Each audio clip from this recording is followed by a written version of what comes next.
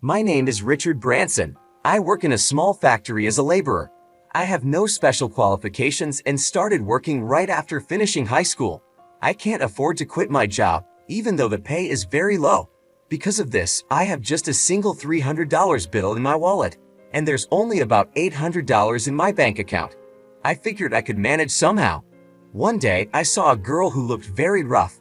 She was wearing a high school uniform, but it wasn't from any local school. It was cold, and she wasn't wearing a coat. Her knees were scraped and her clothes were a mess. I wondered what was wrong with her. Wasn't she going home? She was sitting there at that time. Maybe she had a stomachache or something. She kept rubbing her legs together and blowing on her hands to warm them up. I thought if I left her alone, she might get into trouble. So I decided to help. I went to a nearby coffee shop and bought some hot drinks and donuts. When I walked over to her, she looked scared and tensed up. "Hey, good evening. Don't be afraid, I won't hurt you," I said. "You looked cold, so I got you something warm. Would you like this?" I handed her a hot lemon tea. She took it and pressed it against her cheek to warm up. "Aren't you hungry?" Being hungry makes you feel even colder. "Here, would you like to eat this?" I didn't know what kind of donuts teenage girls liked, so I just picked one. She took it and said, "Thank you," in a small voice. "Aren't you going home?" I asked. She shook her head, but didn't say anything. I wondered if she had run away from home, but I didn't want to get too involved. I wasn't sure what to do next, but then the wind blew her skirt, and I saw that her legs were covered in painful-looking wounds. "What happened to your legs?" I asked. She quickly pulled her skirt down to cover them, but I had already seen the injuries. "Did someone hurt you? Were you beaten?" She stiffened and didn't seem like she wanted to talk. "Okay, I'm sorry. There are things you don't want to talk about, right? That's fine. You don't have to say anything if you don't want to. But if you stay here, you might get into trouble. How about going home?" She said in a small voice. "No, I was thinking of going to my dad's place, but it's far away." Her dad's place. That meant she was living with her mom now. I didn't know what was going on, but it seemed complicated. "Why don't you call your dad? Maybe he can come pick you up." I don't know his phone number. I don't even have a cell phone. I was surprised that a teenager these days didn't have a phone. "Do you know his address? Do you know where he lives?" She nodded and showed me a small piece of paper with an address I didn't recognize. "Is this where you can meet him?" She nodded again. "It does seem far, and it's already late." I took out my smartphone and searched for the address. It came up as Greenwood Group UK, a construction company. I wrote down the phone number I found and gave it to her. "Here's a number I found for that address. You should call it tomorrow. You'll probably find out about your dad. It's Greenwood Group UK, so maybe your dad works for a construction company. I hope you can see him." The girl smiled brightly. "All right, you should stay at a nearby hotel tonight. I'll make a reservation for you. You can stay alone, right?" I don't have any money. I didn't have much money either, but I had a $300 bill in my wallet. Maybe it would be enough for one night. "Don't worry, I can cover one night for you. After a warm bath and a good night's sleep in a bed, you should call your dad. But I can't pay you back. Don't worry about it. Just focus on meeting your dad." I booked a room at a nearby hotel that included breakfast for $300. I took the girl there, spoke to the staff, and handed over the money. I also asked them to let her make a phone call in the morning. After that, I left. I felt good about helping her, even though my wallet was empty. A few days later, my factory manager, Mr. John, called me in. "Did you call for me?" I asked, surprised, since it was my first time being called to his office. I went in with a nervous look. Mr. John was wearing an expensive suit, which seemed odd for a small factory manager. "It's Richard, right?" he asked. "Yes, sir. Richard Branson," I replied. "You don't need to come here anymore," he said. "What do you mean?" I asked, confused. "It means you're fired," he said bluntly. I was shocked and didn't know what to say. "So, pack your things and leave," he added. "Excuse me, can you tell me why? Did I do something wrong?" I asked, still not understanding. "We don't need troublemakers like you in our company," he said. "I don't understand. What makes me a troublemaker?" I asked. "You have connections with the mafia, don't you?" he accused. "No, that's not true," I protested. I can't believe this. I've never been involved with the mafia. Say what you want, but the mafia is looking into you. We can't have someone like that working here. We never wanted to hire someone with just a high school diploma in the first place. The old boss used to say things like, if someone is motivated, that's enough. Please, I have nothing to do with the mafia. If I lose this job, how will I survive? I pleaded. I don't care if you end up on the street. That's not my problem. Maybe you should ask the mafia for help, he said coldly. I really have nothing to do with the mafia. There must be a mistake. Please, don't fire me, I begged. No, the decision is final. We don't need people like you in our small factory. Next time you apply for a job, don't lie about stuff like this, he said, ending the conversation. I'm not lying. I've never been involved with such people. Were you hanging out with bad kids in high school? Are those the kind of people looking for you? Mr. John asked. No, that's not possible. Please, Mr. John, I'm telling you the truth. Enough. Just leave. I've told the office to pay you for today. Don't ever come back to our company again. I kept saying there must be some mistake, but he wouldn't listen at all. He looked at me like I was trash, then pointed at the door and said, Is that all you've got to say? I've heard your side of the story, and that's enough. Now get out. I've got work to do. It was over. Realizing this was the end, I went to the office and received a thin envelope. It was my last paycheck from the company. Was the 13 years I worked so hard for really worth just this thin envelope? When I said goodbye to my colleagues, they were shocked and said things like, Why so suddenly? That's ridiculous, expressing their regret over my departure. But no matter how much my colleagues regretted it, there was no changing the manager's mind, and no one was willing to stand up for me. They knew that if they did, they might be the next to be fired. Leaving my colleagues with a take care, I walked out of the company gates I had been going through for 13 years. What am I supposed to do now, being fired so suddenly? All I have is this thin envelope. I just hope I can find another job before the money runs out. Thinking these thoughts, I was looking at the ground beneath my feet when I noticed a black car stopping nearby. Why would a car stop here? Curious, I looked up and saw a black luxury car. It's in the way, I thought. Must be some big shot here for the factory. He should hurry up and get inside. The driver, wearing gloves, got out and opened the rear door. A man in an expensive suit and a girl stepped out. The man asked the girl, Is this the guy? She nodded. Seeing her nod, I exclaimed, Oh, you're the girl from that time. So, you did meet your dad, right? That's great. I'm really glad you were able to meet him safely, forgetting my own troubles for a moment. I talked to her, and she smiled brightly and hugged me. Thanks to you, my daughter was able to come to me safely. Thank you so much, said her dad. You're her dad. That's great. I was worried about her but didn't know how to contact you. I replied, By the way, are you leaving the company so early? Do you have somewhere to be? Oh yeah, something like that, I said with a forced laugh. I couldn't tell someone I just met, especially someone who looked like a company president, that I had just been fired. He seemed important, riding in such a fancy car and dressed so well. I felt like I shouldn't even be talking to him. If you're not in a hurry, I'd like to thank you. It's almost lunchtime. How about a meal? He asked. No, thank you. That's too much. I couldn't possibly accept your gratitude for something that was just the right thing to do, I replied. Come on, don't be like that. Of course, if you have other plans, I won't insist. But if you're free, could you join me? I wouldn't feel right letting you go without properly thanking you. After all, you helped my daughter, and a simple thanks just doesn't seem enough, he said.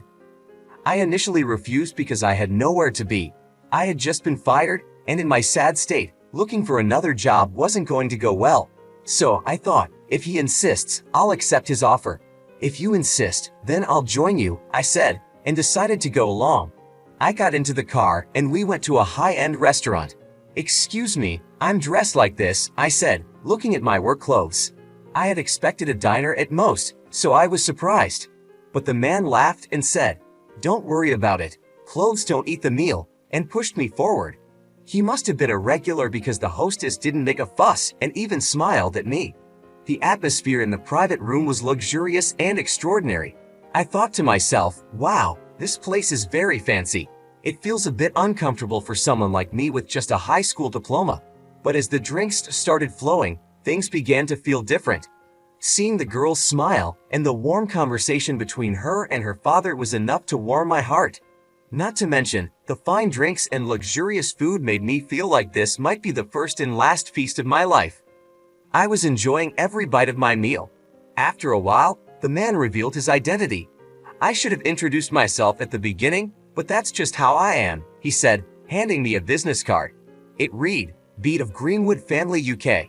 Oh my God, Mafia, I exclaimed. Yes, you're right, he replied calmly, but a Mafia member is also a parent. Thanks to you, I could reunite with my daughter, and I'm very grateful. Oh, it was my pleasure, I said. By the way, I've been wondering, why was she there that day? That's because her mother and I divorced years ago, he explained. She remarried soon after. Her new husband became the vice president of a small factory. But after her mother passed away, his new wife moved in. The president of the factory, who had been kind to my daughter, also passed away. After that, the vice president took over as president, and my daughter was treated poorly. Is that why her legs were bruised? I asked. Yes, he said sadly. She was hurt in places that wouldn't show, especially on her back. It was terrible. Her mother had given her an amulet before she died and told her to use it if she ever needed help. That amulet had a note with my address. Not having a phone number on it was a bit of an oversight, I commented. She was trying desperately to find me, he continued. Even though she's in high school, it was a long distance to walk. By the time you found her, her wallet was empty. If she had stayed out there, she might have frozen to death. It was a tough situation. Her mother's new husband put her through so much pain, and I swore to get revenge for what he did to her.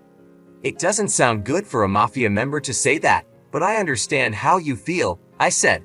Thank you. What about you?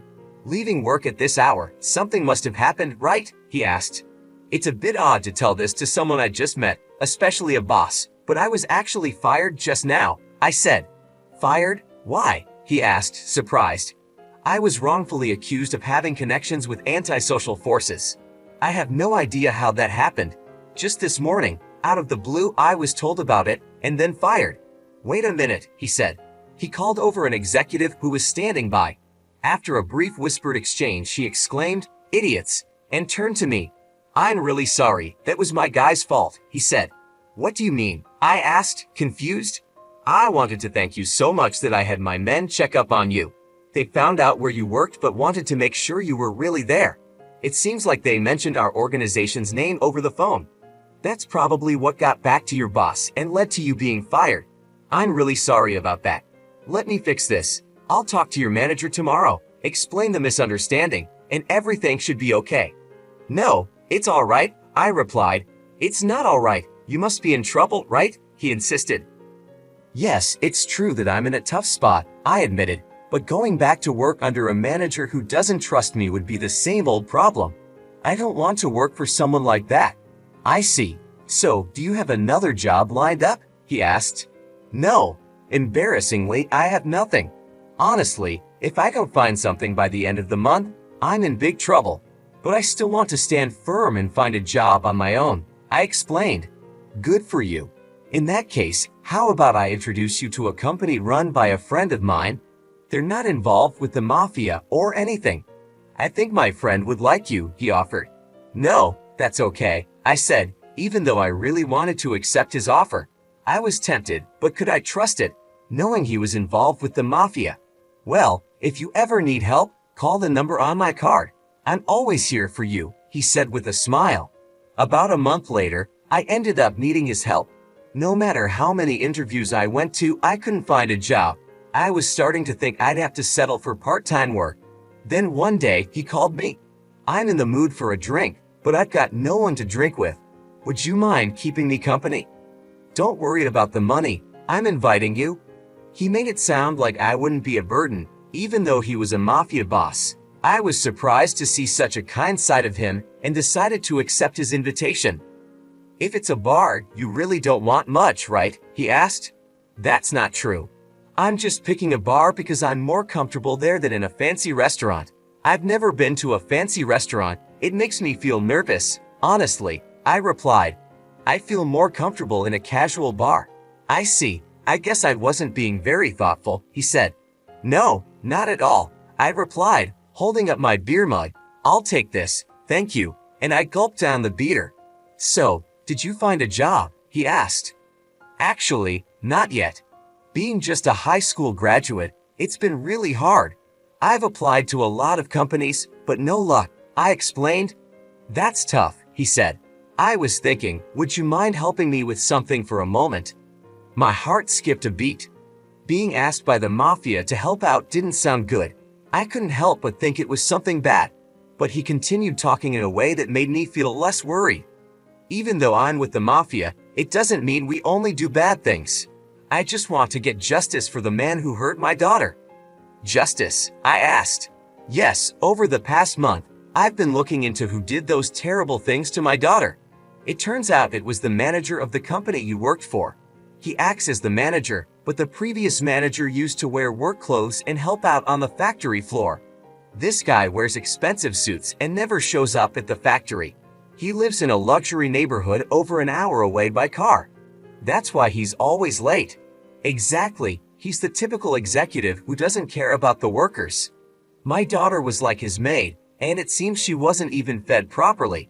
She was crying while eating just a single bagel. Really? That's terrible, I said, shocked. Yes, it's true. I can't believe he treated my daughter like that, he said angrily, finishing his beer. That's why I need your help. I want to get revenge for my daughter, but I'm not planning anything illegal.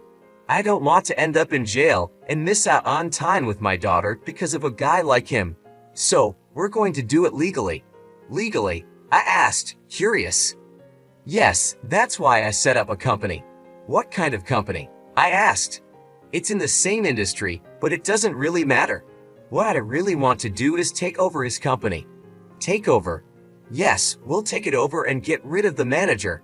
I've got all the evidence against him, he said confidently. He's got a lot of personal debt, mostly from gambling and similar stuff. Now he's using the company's money to pay off his debts. Is he really? I asked, surprised. Yes, that's why the employees' wages are so low. They dropped a lot after the previous manager passed away. That's true. Our salaries did drop sharply after he died, I confirmed. That's the scheme. You all were working to cover his debts. I want to kick him out of the company and make it a place where the employees can earn what they deserve, he explained. What will happen to him if he's kicked out? I asked. Well, he'll probably end up in deep trouble. Plus, his wife only married him for his money. If she finds out he's no longer the president, she'll likely leave him. And I'll make sure no company will hire him, he said confidently. You can do that? I asked, amazed. Hey, I'm the boss of Greenwood. I can handle things like that easily, he replied. I asked for your help because you were also a victim of his actions. I thought maybe you'd want revenge too. Yes, I think all the employees would feel the same way once they know about this, I said. They probably would. If this goes well, I plan to expand that factory even more. I want to make you the manager, he said. Me? A manager? But I'm just a high school graduate. That's impossible, I said, feeling doubtful. What are you talking about? In the past, it wasn't uncommon for high school graduates to become presidents. If you lack education, you make up for it with experience and hard work. I believe you can do it, he encouraged me. If you become the manager, I can trust the factory will be in good hands. The first task will be taking over that factory. Are you in? I understand. Count me in, I agreed. Good, then tonight we'll drink to the future of the new company, he said. And that's how I found myself unexpectedly involved in the plan to take over the factory that had fired me. 2 months later, we had thoroughly investigated the factory and the manager from all angles. We decided to cause significant financial damage to the factory through our takeover plan. Long time no see, Mr. John, I said when we met again. Oh, have we met before? He asked, looking puzzled. You wouldn't remember a high school graduate employee. It's Richard Branson, I said, revealing my identity. I was fired under the false accusation of having connections with the mafia. No, that was just Greenwood calling to check if you were an employee. You used that as a reason to fire me, a high school graduate, I said. Well, that's not exactly how it was, he stammered. It's okay. Thanks to that, I found a good job at my current company. I have no hard feelings. In fact, I've come to you with a good offer. I continued. A good offer? You mean you want to make a deal with us? He asked, curious. Yes. Your products are of very high quality, something I know from working here for years. That's why I want to offer you a $8 million contract, I explained. $8 million, he echoed, surprised. Yes, I'd like you to deliver that amount of goods within 3 weeks. Once the delivery is confirmed, we'll transfer the $8 million to you, I said. That would be great. So will you accept the contract? He asked eagerly. Of course, I said, placing the contract on the table and asking him to sign it. Without reading the details, he was overjoyed by the mention of $8 million and signed it.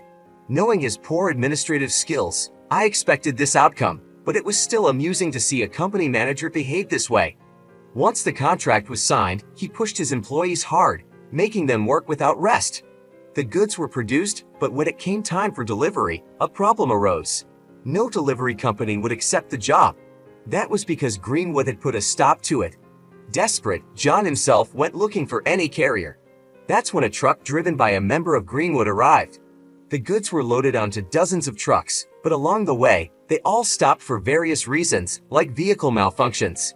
Eventually, the goods didn't arrive by the deadline. I immediately contacted John and went back to the factory. The goods didn't arrive by the deadline. Now our company has suffered a huge loss. This is a breach of contract, I told him. No, we shipped everything properly, he protested. It's clearly stated in the contract, isn't it?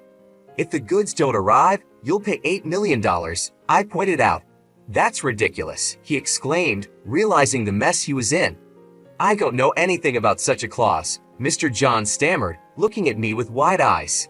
Whether you know about it or not, it's clearly written here in the contract, I replied, pointing to the specific section. Claiming that you didn't read it won't help you now. This can't be happening. My company doesn't have $8 million, he exclaimed, panic rising in his voice. Well, then we have no choice but to take over this factory, I said calmly. Take over the factory. That's also in the contract, he asked, his voice trembling. Yes, even if the delivery failure was caused by the carrier, your company bears all the responsibility. You signed the contract, didn't you? I reminded him, holding up the document. Wait, I didn't understand what I was signing. Losing this factory will ruin everything, he pleaded, starting to realize the gravity of the situation. It seems so, I said, unmoved by his desperation. And without the factory, no one will cover your personal debts anymore. How did you know about my debts? He asked, shock and fear in his eyes. We did our homework. That's not all. Your wife will probably leave you too.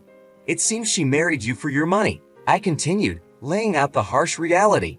So, you knew all this and still tricked me into signing this contract, he said, his face turning pale as he grasped the full extent of his predicament.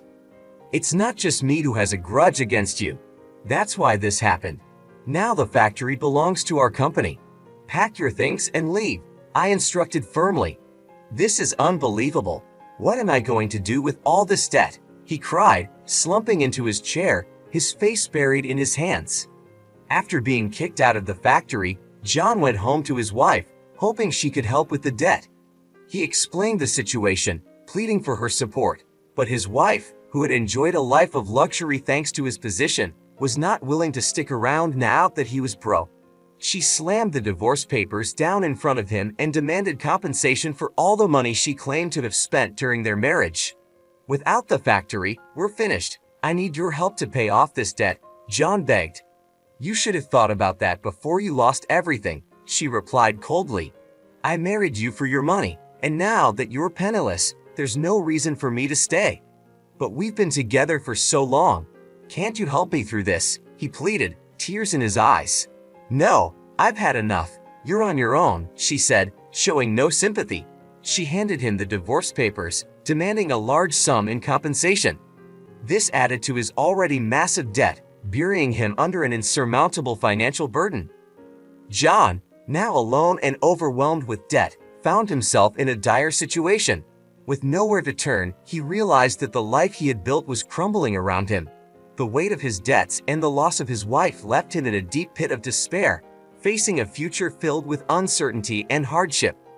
As the reality of his situation set in, John could only think about how he had gotten to this point.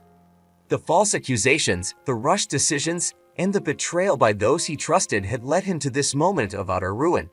The once proud manager, who had enjoyed a life of comfort and power, now faced a grim and uncertain future, with nothing left but the crushing weight of his mistakes. When I reported everything to the boss, he was very pleased and praised me. Now, that guy won't be able to get a job anywhere ever again. He'll learn what it really means to betray people. Yes, I hope he realizes the consequences of his actions and understands what it's like to treat people so poorly, I replied, feeling a sense of justice. Right now, you're the manager of that factory, the boss continued. You have the opportunity to grow the company, not just for yourself, but for the employees as well, right? No, I didn't do this for myself, I said, shaking my head. I did it for my daughter, for you, and for the employees who have been working hard at the factory. They deserve to be treated with respect and to have a good working environment. I want to make sure they are happy and feel valued. Good.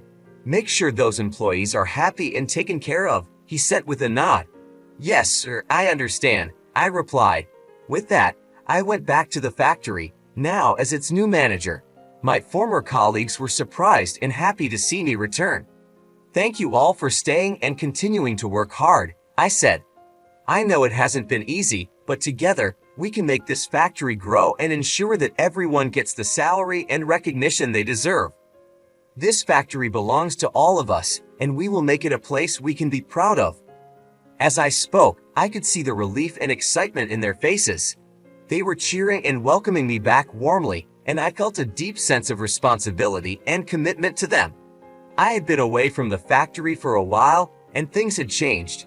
The atmosphere was different, but I was determined to bring positive changes. I started by meeting with each department, talking to the workers, and understanding their concerns. They told me about the problems they had faced under the previous manager, who had treated them poorly and neglected their needs. We were struggling with low wages and unfair treatment, one of the workers told me. It felt like no one cared about us. I'm here now, and I care, I reassured them. We're going to make things better. Your hard work will be recognized, and you'll get the pay you deserve. Let's work together to turn this factory around. I spent the next few weeks working closely with the employees, making sure their voices were heard and their needs were met. We implemented new policies to improve working conditions and raise wages to ensure that everyone was paid fairly for their work. We also focused on improving the quality of our products and expanding our market. One day, I gathered everyone for a meeting. I want to thank all of you for your dedication and hard work, I said. We've made great progress and the factory is already seeing the benefits. Our production has increased and our sales are up.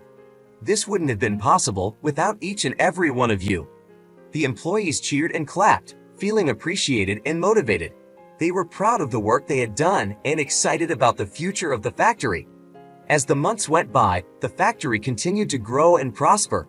We expanded our operations, hired more workers, and increased our production. The employees were happier and more engaged, and the factory became a place where people wanted to work. During one of our company meetings, I addressed the entire staff. I'm so proud of what we've accomplished together. We've turned this factory around and made it a thriving business. But we're not done yet. There's still so much more we can achieve. Let's continue to work hard, support each other, and make this factory the best it can be. The response was overwhelming. The employees were enthusiastic and committed to the future of the factory. They knew that they were part of something special and that their efforts were making a difference. Over time, the factory became known for its high-quality products and excellent working conditions. We built strong relationships with our customers and suppliers, and our reputation grew. We became a model for other companies, showing that treating employees well and focusing on quality can lead to success. Looking back, I was grateful for the opportunity to make a difference. I had come to the factory under difficult circumstances, but with hard work and determination, we had created something amazing. The factory was no longer just a place of work. It was a community, a family, and a source of pride for everyone involved. And through it all, I never forgot why I had taken on this challenge. It was for my daughter, for the employees, and for the future of the factory. Together, we had turned a struggling business into a thriving success, and I couldn't have been prouder of what we had achieved.